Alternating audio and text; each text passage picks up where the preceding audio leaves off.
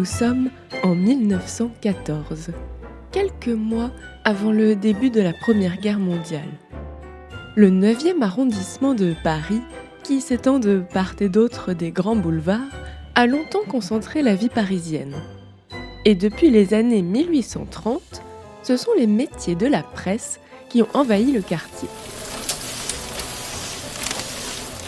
Journalistes, kiosquiers, ouvriers d'imprimerie et grandes institutions s'y sont multipliés. Parmi ces grandes institutions, le Figaro, nommé ainsi en hommage à l'un des héros de Beaumarchais. Né sous la Restauration, c'est l'un des plus vieux journaux du monde. Depuis quelques décennies déjà, le Figaro est installé dans l'ancien hôtel particulier du 26 rue Drouot.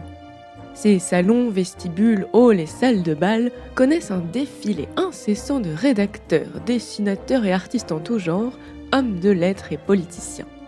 En ce 16 mars 1914, un homme d'une cinquantaine d'années, légèrement bedonnant, moustachu, au regard intelligent voilé d'une paire de lunettes de vue, passe au pas de course la porte d'entrée.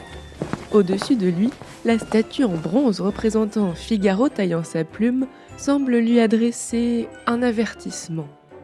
Le carillon du clocheton qui perce le toit fait entendre l'air connu du barbier de Séville. Il est 18h.